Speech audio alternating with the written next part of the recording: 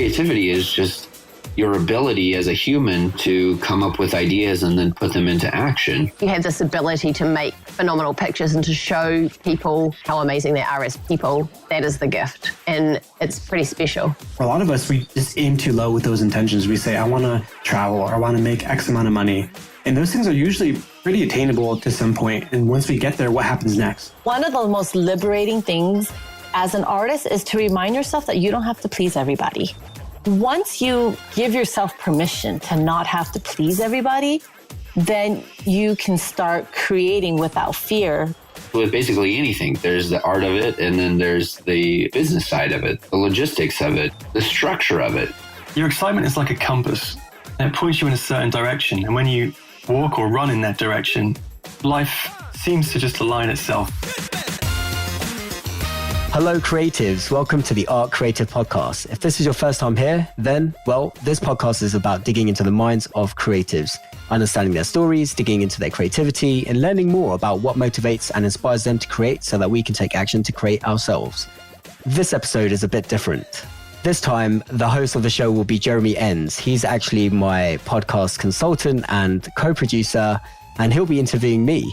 We wanted to take the opportunity for you to get to know myself a bit more as your host, the person asking all the questions.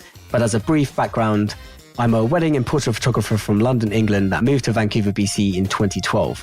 I'm deeply passionate about street and documentary photography and have a background in finance. But I've always been an explorer and traveler. And through these travels, my passion for street photography grew and led me to becoming a full-time wedding photographer in 2011. So I hope you enjoy the show. Jeremy asked me some great questions and I really appreciated the questions that he asked me. And I really appreciate the time he took to put together these really thoughtful questions and give me space to share a bit more with you guys, the audience. So without further ado, enjoy Jeremy's interview with me. This episode is sponsored by The Experience. The Experience is a 3-day photography conference and workshop happening this October 2018 from the 23rd to the 25th in Vancouver, BC. 10 creatives will join us from all over the world, and we have a bonus 4th day of masterclasses on the 22nd of October, in which these 10 keynote speakers will be teaching you hands-on in intimate settings so that you can expand your photography business and career. The Experience is for all photographers and creatives from wedding, portrait, commercial, fashion, and fine art communities. The theme this year is the art and business of photography. And if you want to raise the bar for yourself, learn from the best of the best, be a part of a growing supportive community, and take part in our adventure day, live karaoke evening, and party your socks off with us, then we want to see you there. Listeners to the show can save $100 on the ticket price using the code podcast at checkout. That's podcast at checkout.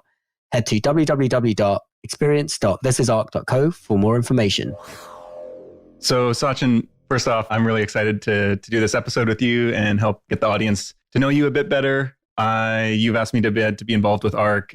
So for people who don't know, my company and I handle the post-production for the podcast. And so I'm very familiar with the podcast and the brand, and we're also good friends. So this is going to be, I think, a really great opportunity for everyone else who normally hears you interviewing other creatives to get to know a bit more about you and your process and all that good stuff. Definitely. Thanks for having me do this. My pleasure, dude. And you're also speaking at ARC in October this year as well, which is exciting. That is right. And maybe we'll come back to that at the end. But for now, I want to get into some stuff about you. And Sounds good. I would love if you would just give a bit of an introduction to help people get to know a bit of our joint backstory, how we first met, and if you remember that day. Yeah, I do. We met in Portland, Oregon. I was introduced to a conference out there called the World Domination Summit, WDS for short. One of my good friends, Ashik, had been going there for several years and really encouraged me to go. And he basically told me it was about, creatives getting together and people who just live life in a very unconventional way, in a very conventional world. And it was around adventure, community, and service. And so my friend Ashik actually wasn't able to go in the end. Just a few days before, he was in a bit of an accident. So I went solo and then, ended up meeting you, I think pretty much in one of the first few days at maybe an attendee-led meetup. Yeah, I think I remember we met right on the corner of one of the food truck squares. Oh, yeah, that's right. That's right. And we were both on our way. It was our now mutual friend, Charlene, who's also from Vancouver. And none of us knew each other beforehand, but we kind of all got introduced there. And I think you and her were hanging out. Yeah, you were coming from a session. I was having one of their delicious falafels in that square, which was amazing. And now I can't remember, did you offer me half your sandwich, or is that half of Charlene's that she offered me? I can't remember. Charlene. Yeah, I would never share my falafel with anyone. Good call. Those were good falafels. And then we were headed to another workshop after that. I'm not going to mention the workshop because it was not that great. And a bunch of us went out we left halfway through and went for, I believe, wine and cheese on the Riverside in Portland. And actually there, I remember you asking me about podcast recommendations, and you listened to some, but I don't think you had an idea yet to get started in podcasting, but it seems like that maybe planted the seed for what we're doing now in the ARC. Yeah, podcast. definitely. When I met you and just your enthusiasm for podcasts and your experience within, producing episodes and sound engineering background, I thought you'd be the perfect person to ask as to which shows I should be checking out as a creative and which particular episodes. So remember with my notepad and pen just jotting down some really key episodes, and yeah, from there I was so much more enthusiastic about podcasts and listening to them. And then as ARC has grown and developed and getting to know yourself a lot better, it just made a lot of sense to create something like this where I could dive a bit deeper into the minds of the creatives that I'd been interviewing online. So when it comes to podcasting, who were some of the people who you draw your inspiration from, or who you look up to in terms of interviewing, or however they run their shows? Yeah, totally. So definitely was interested in different interview styles, and people like Tim Ferriss, his podcast is something that I definitely draw inspiration from. I just love the way he asks questions and can really dive in deep. And he also has like his, go-to ones that really open people up. But then I love listening to, interviews like Oprah Winfrey, who've been doing it for years. Yeah. And so good at really sharing her personality and what she's about, to David Letterman, and then photography based, Chase Jarvis is an incredible interviewer as well. So, and I know he's had him and Tim Ferriss have had some crossover episodes. I know they're friends. I think they've been on each other's shows. Yeah, definitely. Yeah, so they're both great. So before we get into a lot more about you, your background, and some of what's led to what we now know as ARC and where it's going, I got a couple of questions just to start things off a little bit lighter. Okay. So if you could be mentored by somebody for 1 year, who would that be? Wow. I think Chase Jarvis, actually, just because he was tip of the tongue right now. I love what he's done with Creative Live. I love that he's been just a photographer for so many years and still is a photographer. Has just created like such an amazing platform for creatives. Big shout out to Creative Live, I think. So I don't know if people know this or not, but when Creative Live first started, I was one of the guests on one of the live recordings of shooting weddings, and it was with Jasmine Star, and I was an accountant back then, and just being in that studio and seeing everything come to life was really eye-opening for me. Definitely nothing that I ever dreamed of doing myself, but now those are definitely, goals of mine. I would love to see ARC continue to grow, and having something like Creative Live as a model to base on is pretty sweet. Yeah, that's awesome. We'll come back to that accounting background in that Creative Live session in a bit. But the second question I have here is, if you could be someone's butler for a year, not could be, if you had to be someone's butler for a year, who would that be? Wow. I think I would pick Will Smith. Wow, Will Smith. Why Will Smith? I started following him again on Instagram recently, as a kid watching The Fresh Prince, pretty sweet, and listening to him and Jazzy Jeff do their awesome like rap tunes and stuff. But I just love like the messaging that he's sharing at the moment, the life he lives, that, he's excited to turn 50 and he's just crushing life still. And just, I think he has an energy that comes across just over Instagram, and he's still Will, from Philly. And I think just being around him for, I definitely can have a contagious vibe to people's energies. And I don't know if that's the right way of saying it or not, but I feel if I was around him, it would just bring out the best of me. Cool. So yeah, Will Smith for sure. Would you make a good butler or not? I do. There is something very therapeutic about cleaning and serving others for sure. I think I would make a good butler, especially if I was given the right tools to start with, and I was in a place that was already pretty epic. Then I'd want to maintain it that way. My current home life, things can be a bit disorganized and all over the place, and then it can stay like that, like all creatives. But I think Will's living pretty well. So. Awesome. So you had talked about when you first went to Creative Live, to that event with Jasmine Star, that you were an accountant at the time. Now, was that in where are they based? San Francisco? Seattle. Seattle. Yeah. Okay. They are in San Francisco now as well. Did you travel out here for that, or was that an event in London where you grew up? Yeah, so I was an accountant, as I mentioned, in London, and it was happening in Seattle. And one of my friends from India, who was a doctor living in London, showed it to me. We used to be part of a photography meetup group on Flickr. Shout out to back in the day, Flickr.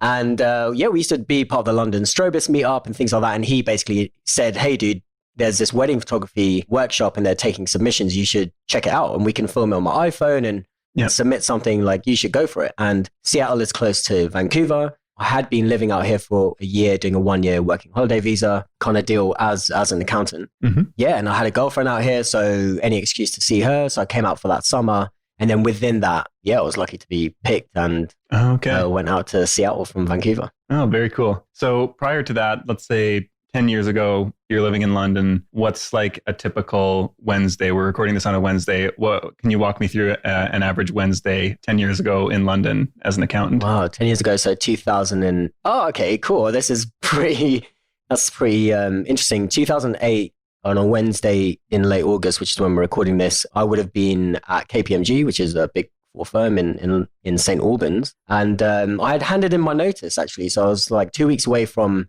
ending there. Yeah, basically, just sort of counting down the days. I was actually doing a secondment in the tax advisory team at the time. I just wanted to do anything but audit. For anyone who knows anything about audit, it is not the greatest. But yeah, I would have been working on some corporate clients at the time, doing their tax computations.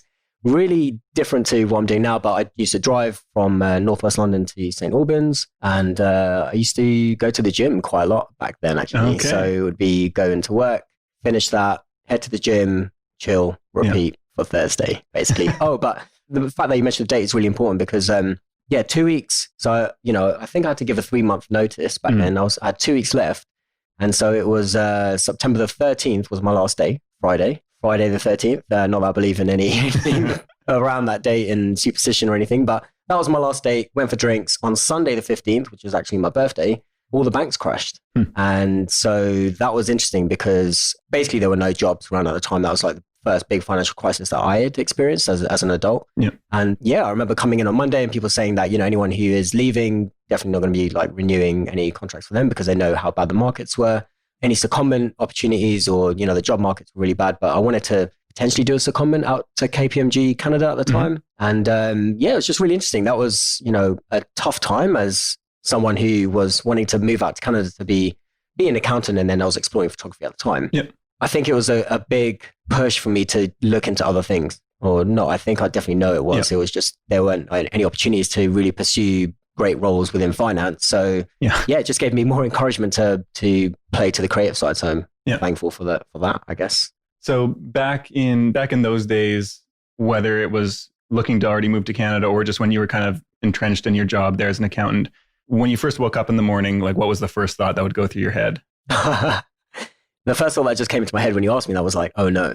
Yeah, I wasn't in a very great space at that time. I was definitely looking forward to ending that career. And, I was very much interested in consulting and strategy. I just thought, having this amazing qualification would allow me to get more into business and, companies like Accenture or Bain, McKinsey is what I was looking at, really. Yeah. I really wanted to get into that, but I just did not enjoy audit, that role at all. But thankful for the experience and the qualifications. It taught me a lot. And at the time, definitely did not enjoy it. So I hope people are still awake, by the way. I know we're talking about finance and tax and audit, but that was my life back then. That's interesting because since I've known you over the past year, I guess just about a year, you immediately strike me, and I think a lot of people who meet you, as somebody who's very mindful of their thoughts and how those thoughts kind of shape your life around it. And so clearly there's a big disconnect between your old life as an accountant and your new life now and your outlook on life. And so what was kind of the shifting point there? What broke you out of that kind of rut that you were in and got you into this new kind of mindset? Because that's a pretty drastic shift. I mean, yeah, definitely. I just know how low I was at the time, and I was dealing with a lot of anxiety and possibly depression even at the time. I just stopped going out, and seeing friends as much. I just focused on getting this qualification, getting through that. And yeah, I believe thoughts become things. What you focus on is, where your energy goes and what ends up manifesting in your life. And I was not manifesting good things at that time. Yeah, I was just such a different person back then. But I just knew that this can't be the rest of my life and this isn't what I was designed to do. And when I was wanting to learn how to become a full-time wedding photographer, I remember doing a online workshop with Eric Clausen, who's one of my absolute favorite photographers ever. Shout out to Eric. And he said something similar, like, I was designed to do this. And I just started thinking a lot about that and, who are we as people and what are we designed to do? And yeah, I just feel so much more so much more comfortable in my body and in my space now, but I'm still learning, still growing and still wanting to improve on all those things. Yeah. So you were in a job you didn't like, you knew you wanted to do something else and you were working towards that. And then at some point you not only decided to, I know these weren't kind of tied together, but you made a huge move across the world from London to Vancouver and you started making all kinds of lifestyle changes.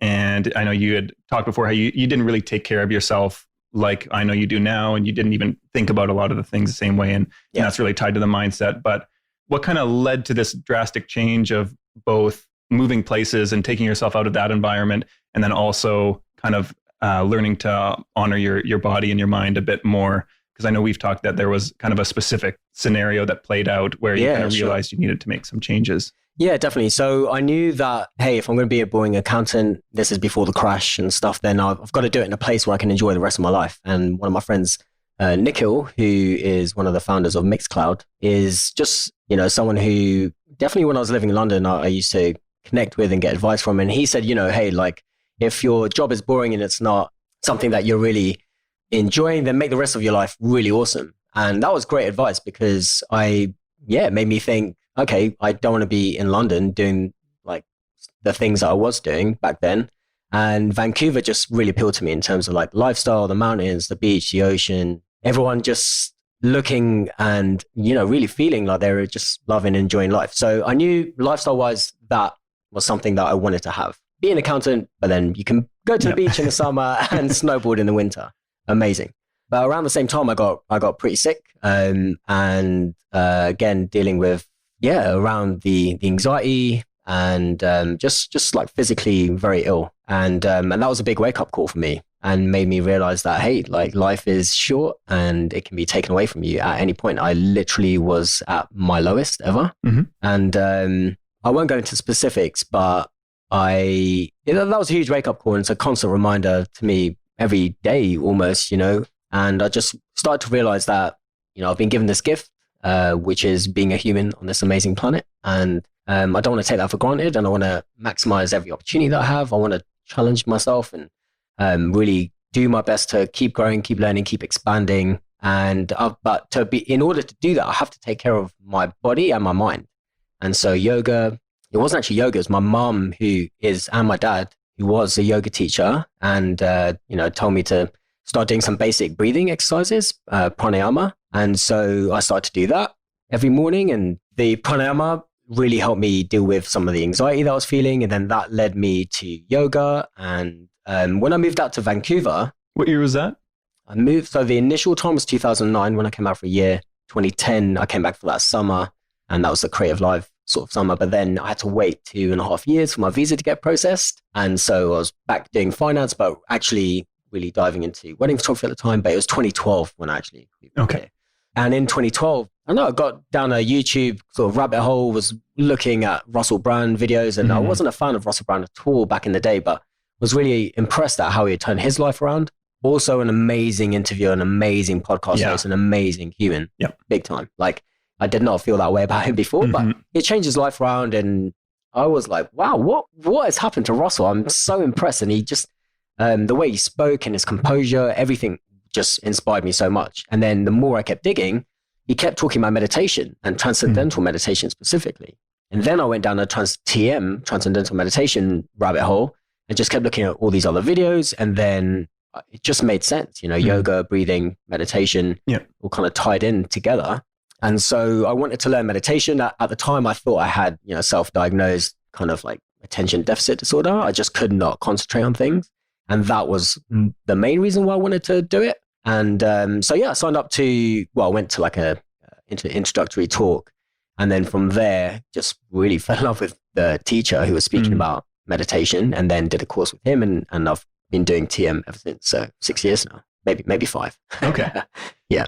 Nowadays, when you wake up, what's that first thought in the morning? Oh, yeah. Thank you.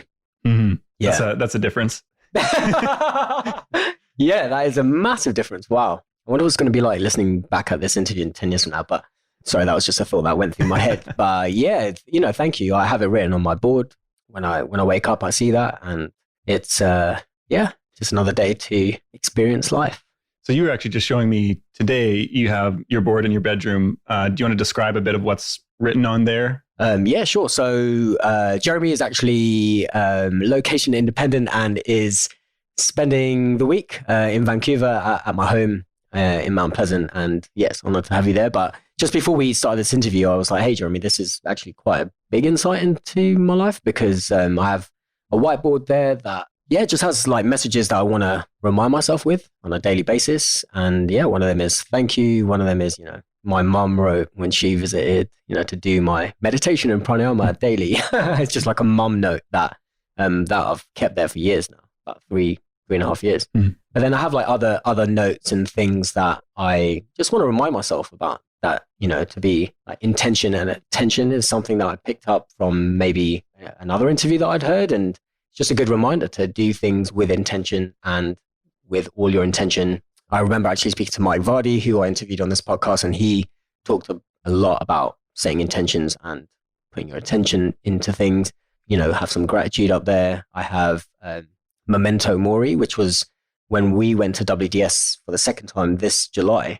We heard Ryan Holiday speak, who's the author of The Obstacle is the Way and so many other great books. And the talk was about that, life is short, and I'm summarizing here, but, to know that death is inevitable and it can happen at any time, and to really just treasure the moment. And he has a coin that he keeps on him, and, he looks at it often and makes decisions based around, that feeling of knowing that, hey, this life is precious, and how do I want to live my days, really? So it's a great reminder for me as well. It's when I make decisions, it's like, it's a new practice for me, definitely.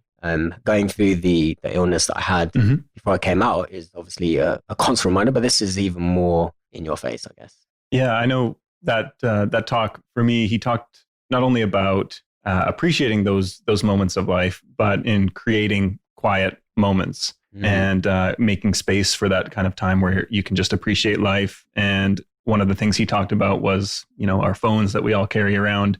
And I carry my phone around all the time as well, and I'm checking email and all this. But he had mentioned, and I'd heard this from, you hear so many people talk about, I took Facebook off my phone, I took Messenger off, all these things. And I didn't take any of the apps off, but I turned off all the notifications and I removed them all from my home screen, which I thought was such a small thing. There's really still, I have to click twice more to go get to the app. Yeah, and I don't. Effort now. I don't at all. Never. Good. Like I haven't been on Instagram now in 2 months. I know this is a largely photography-based podcast, and I'm an amateur photographer myself. But it's interesting how within the week that I did that, I noticed that I felt less scattered. And so I think for creatives, I think a lot of us get used to that feeling of being scattered and having ideas. And after Ryan's talk, I kind of thought, yeah, do I want to be scattered by all these other incoming messages coming in at me, or do I want to be scattered because I've got so many good ideas, and then actually being able to hone in on those? Yeah. So I think that for me has been a really big kind of, it seems like a small thing, but I feel like it's a big turning point kind of in how I live my day to day in the past few months. That's awesome. That's really great. Yeah. I need to use Instagram for ARC and for my own business.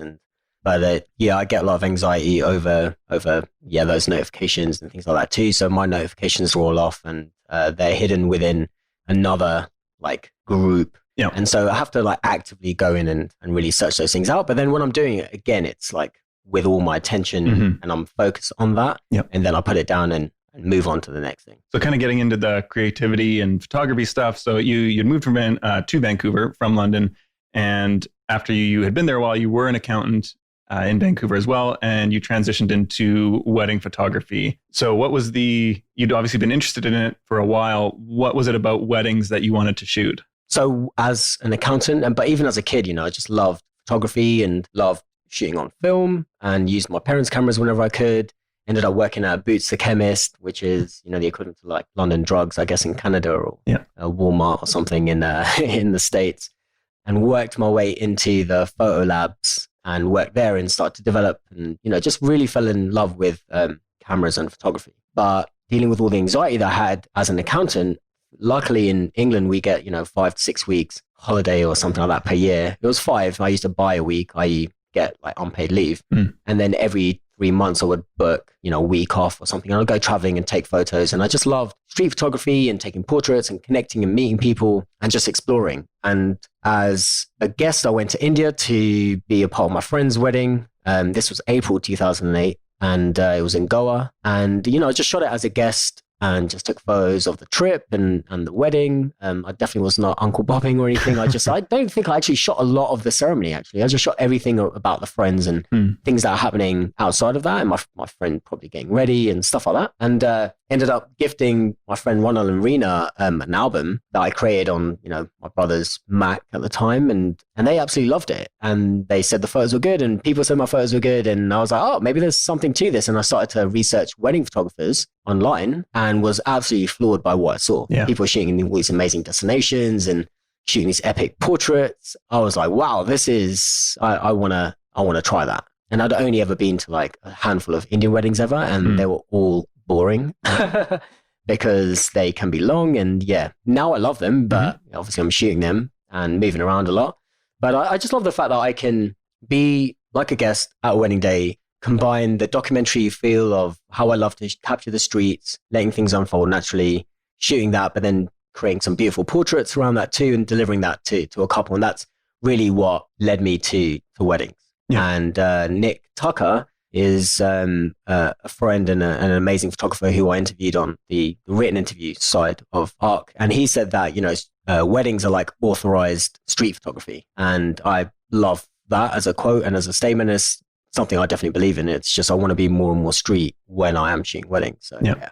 So what role does street photography play in your day-to-day life, or maybe not day-to-day, but in your life at home outside of weddings then? I know you go on trips every so often. Yeah. Are you quite intentional about those in that you try to get one in every so often, or how do you approach making time and room for street photography? I think I always try and do a bit of street wherever I go. It's just always, I'm always thinking about it, I guess. But then I choose areas where I know, or places that I know are open to street photography, or the environment's good for street photography. Right. For example, Vancouver, I find actually a difficult place to do street photography in. One, because it's home and I'm so familiar with it, but two, because there isn't as much life on the streets. So I'm very much drawn to Asia, where people are, selling things on the streets, or they're living on the streets. The communities are out on the streets. There's just so much more activity and life and color, vibrancy. Whereas I feel, other countries, well, Vancouver, let's say, people are going from A to B and they're moving and traveling, but not necessarily doing things on the street. So that definitely has a big part in locations that I choose. But yeah, I'm part of a street photography collective called the 8th Street. And there's about 10 of us in there now. And I wasn't an initial member, but the second year into it, on their second trip, I was invited to go into it because Christian Levin, who's an amazing street photographer from London, had been following my work, and I was actually nominated by another photographer called Matt Tyler. Thank you, Matt. Always grateful for that. And he had been following my work too and thought I'd be a good fit. And so the first trip that they were doing, they did Paris year 1 and then Istanbul year 2. I was invited to go to Istanbul, and it was like a dream come true. It'd been like I was invited to just be with these amazing photographers who I was a massive fan of. Yep. So definitely felt, very, out of my comfort zone for sure. But again, like a good opportunity to like learn and grow from these amazing humans and just to connect with them. And so that's an annual thing that we do. And then outside of that, getting to become friends with Christian Levin and Matt Tyler and then Ross Harvey. We're all Arsenal fans. And so we talk about Arsenal a lot on these trips. And we just became closer. And then we thought, hey, why don't we just do like a trip together to somewhere in Asia? And Christian really wanted to go to Burma or Myanmar. Mm-hmm. And so that was the first trip, and that was actually quite a life-changing trip for me personally, and I would say the boys too in many ways. You actually have a tattoo that you just recently got that was inspired by a photo that has a great backstory from that trip. Yeah. You're going to go into that? Yeah, sure. I will do in 2 seconds. I just want to say that, with the 8th Street, yeah, so thankful for that and for this group of guys, because since, Burma, we've been to Cuba together, and then Ross and I individually went to India, and then this year to Japan. And it's something whereby it's like a holiday of sorts, but really just an opportunity to just expand, to connect with people from other areas of the world. But then we just like work on our street photography a lot. Yeah. It's very much like a meditation for me when I'm on the street.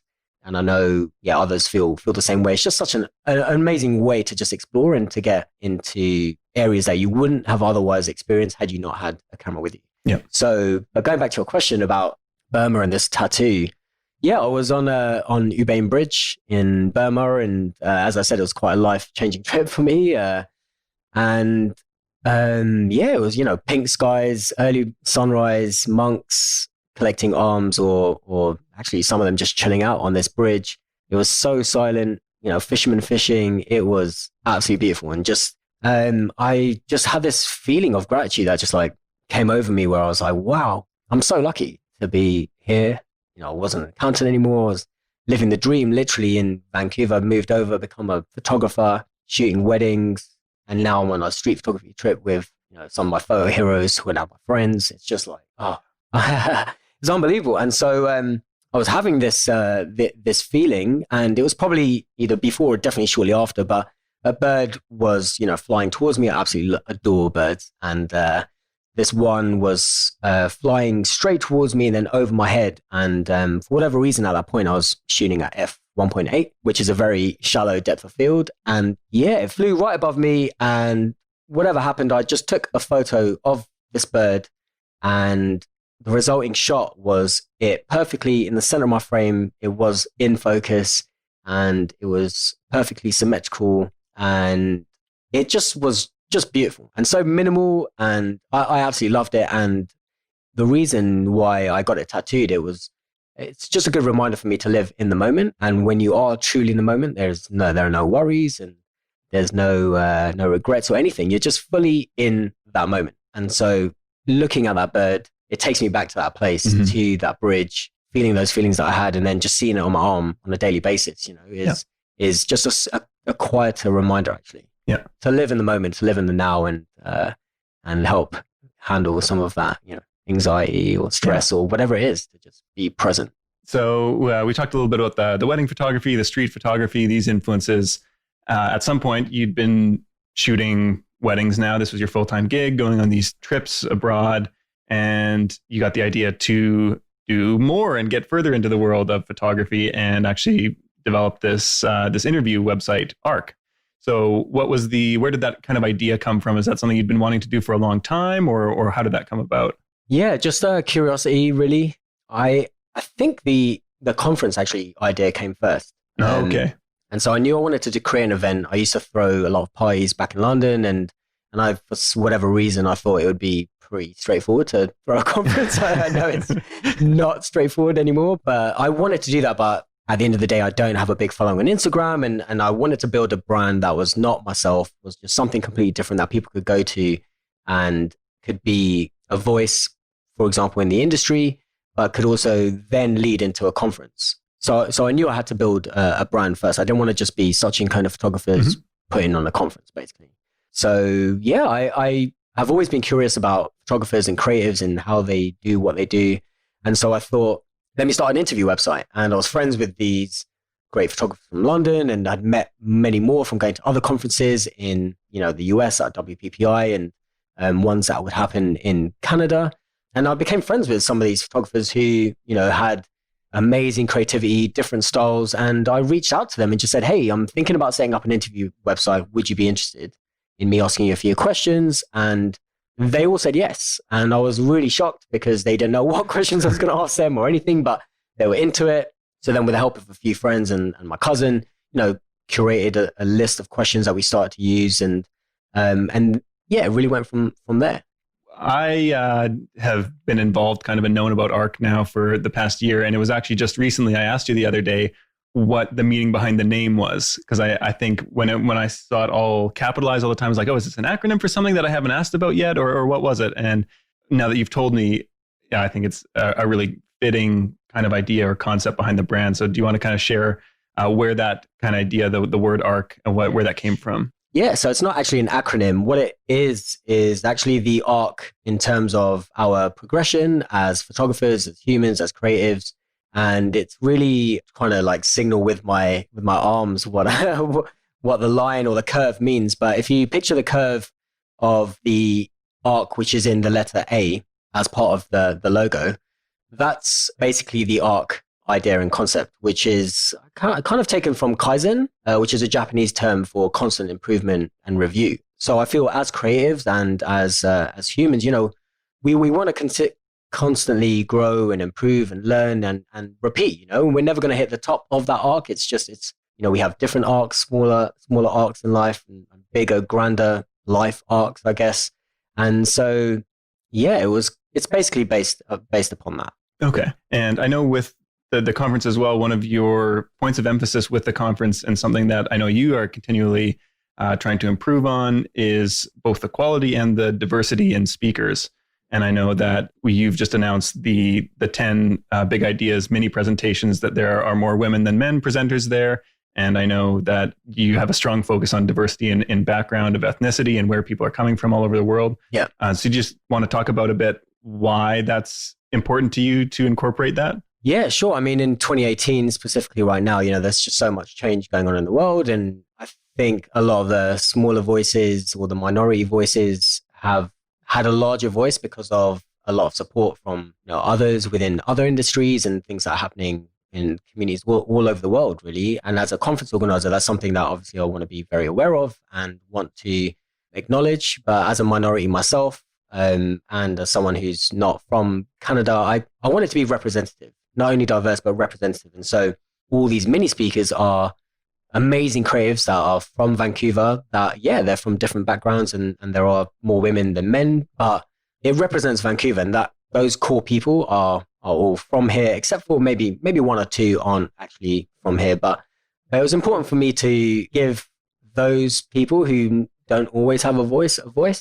But, a lot of these guys in their own right have spoken at other events and are leaders within their own fields. But I think within the wedding photography community, we don't see that diversity that is there in weddings necessarily. We see certain types of couples, certain styles, and it can become very standardized. But I think as wedding photographers, with shooting in all the places that we do around the world and within other genres as well, it's good to have that diversity. And so I'd like to encourage that. And, some of the mini presentation speakers from previous years are now keynotes, like João Guedes, who's from Brazil. And it's a good opportunity for me to also not only give people an opportunity and a platform to speak about what they're passionate about, but also gives me an idea of how would they be doing a keynote in the future, or maybe even teach, So, and it just rounds out the conference so beautifully. It's good to hear from like these big, hero photographers that we admire, and they're doing amazing things, but it's also good to have different perspectives from different types of creatives. Yeah.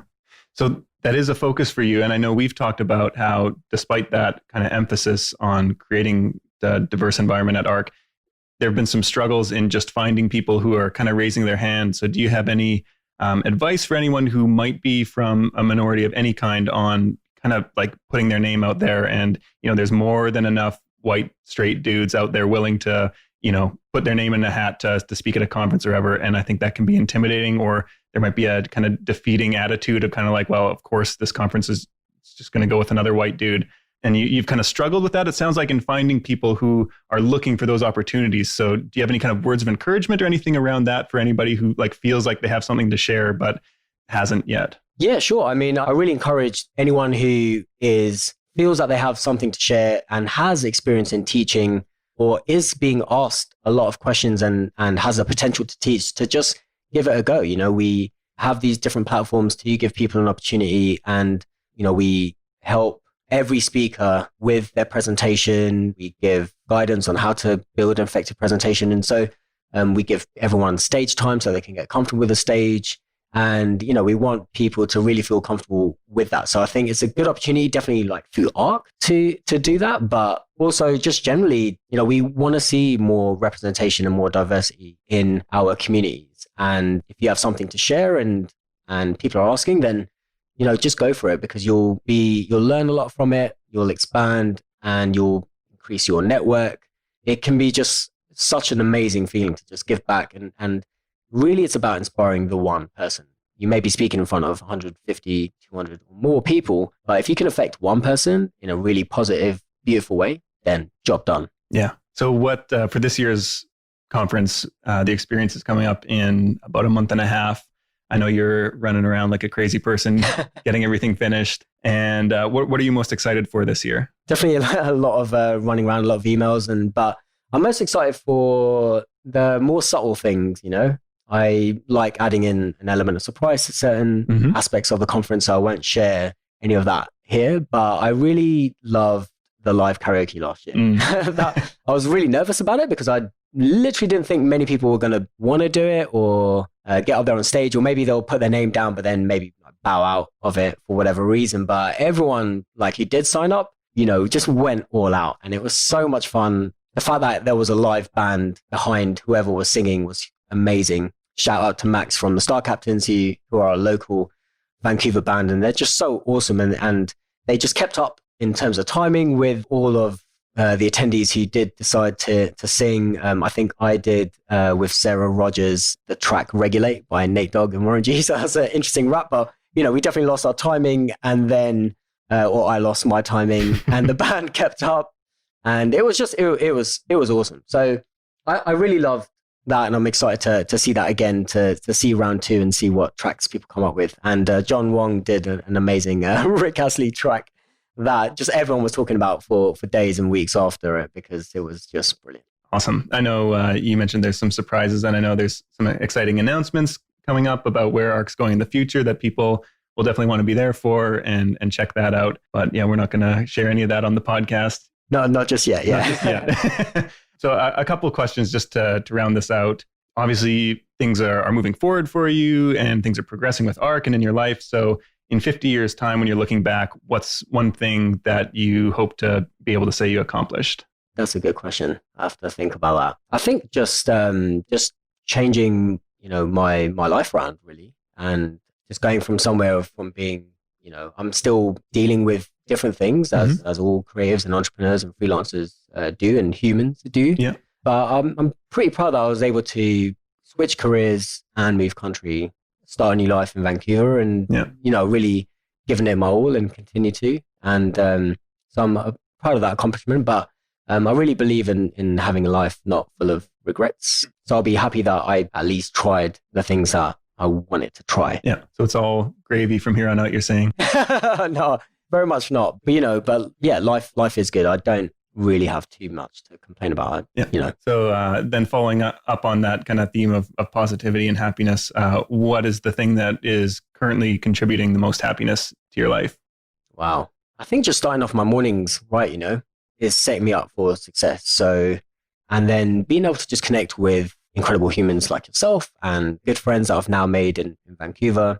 I speak to my family pretty much daily back home, my parents, and love them to bits. And I think that starting off my mornings in that way is just the best. Awesome. I know we're both big believers in community, and the ARC community is incredible. So obviously anybody listening to this is already a part of that, but I know the experience itself is a way to really take that to the next level. I am personally looking forward to meeting everybody there. It'll be my first experience from ARC, and I know you're super excited about it and where everything's heading. So I'm really looking forward to that. This has been awesome. Thank you for giving me the chance to do this with you, and looking forward to connecting for many years to come. Yeah, definitely, Jeremy. Thank you so much, really, for giving me an opportunity to just share a bit more about ARC, the community, and myself, really. Those questions were fantastic, and definitely got to have you back on this show again, my friend. Sounds good. Awesome. Thank you, guys. I hope you enjoyed that conversation. Please use the hashtag the ARC Creative Podcast and tweet us at ArcThisIs. My handle on social media is at Sachin Khona, and you can find me at www.sachinkhona.com. All these links will be in the show notes, which you can find on thisisarc.co. And again, really, thank you so much for your time. It was quite the experience being on the other side. I really, again, appreciate Jeremy for his time. And thank you for listening and staying tuned. And if you got it to the end of that particular episode, then thank you for that. I'm really excited to share more episodes with you, dig into the minds of so many more creatives. And once again, I am your host, Sachin Khona, and with maximum love and gratitude on your creative journey, we'll catch you next week for another episode of the Arc Creative Podcast. Hugs and high fives. Peace.